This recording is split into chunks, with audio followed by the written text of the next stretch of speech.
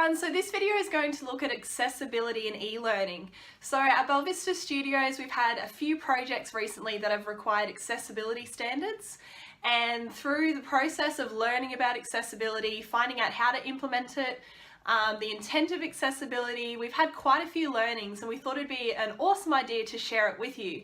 So this video is just going to go through some of our top tips for how we implement accessibility into e-learning, and I really hope it's of value of you and you can use it for your projects. So what is accessibility? Basically, accessibility is about making your e-learning module useful and usable for a variety of users.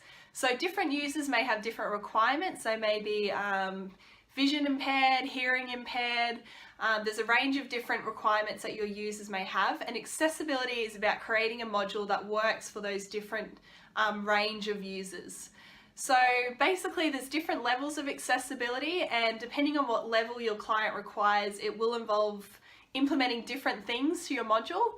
A prime example of accessibility is having captions. So if you have videos playing throughout your module, if someone needs assistance in some way to understand the video and just watching the video isn't enough, you can include captions at the bottom.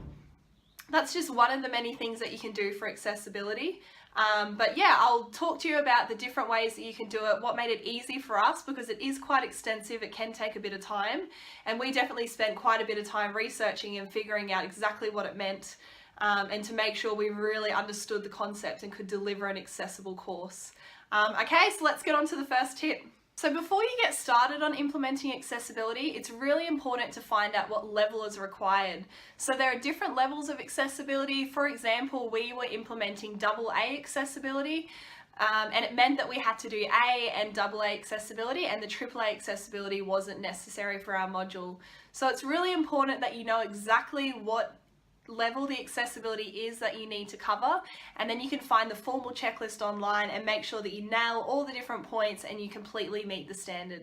A big learning for us was to create an accessibility template. So rather than developing your whole module and then trying to incorporate accessibility, create that accessibility template from the very beginning. We found it extremely useful because if you think about it, if you develop a whole module, it could be say 100 screens long. If you realize after developing that something hasn't met accessibility requirements, such as maybe the colors aren't contrasting in the right way, the buttons don't have the correct labels that meet requirements, and if you think about discovering that after you've completed the module, it's so much more work because you have to go through each screen and basically there's a risk that you're going to have to redesign your whole module. So make sure before you even start developing your project, you know exactly what your template's going to look like and you know how you need to develop in order to meet those standards. Something else that we found really useful was to search on our web browser what development program we're using, and also the keyword accessibility. So I was doing some research on accessibility and I was using the formal checklist to really try and understand and figure out how I was going to implement that using the program that we use. So we use Storyline Articulate. And then I thought I may as well just search Storyline Articulate and accessibility, and up came these amazing forums. There was a special checklist that you can use if you're using Storyline. So I would completely recommend whatever development program you're using, type in accessibility with that program on your web browser and you may find some awesome resources. Basically, could be accessibility that's already included in the program, so you may not have to do certain things because it's already there.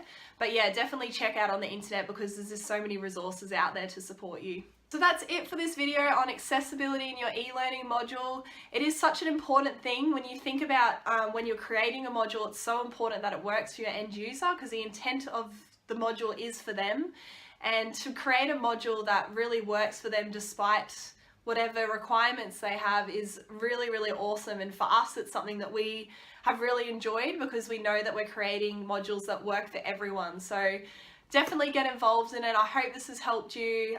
It is important to note that accessibility is a massive process and there is a lot to take into consideration, but I hope that these tips will support you through that process.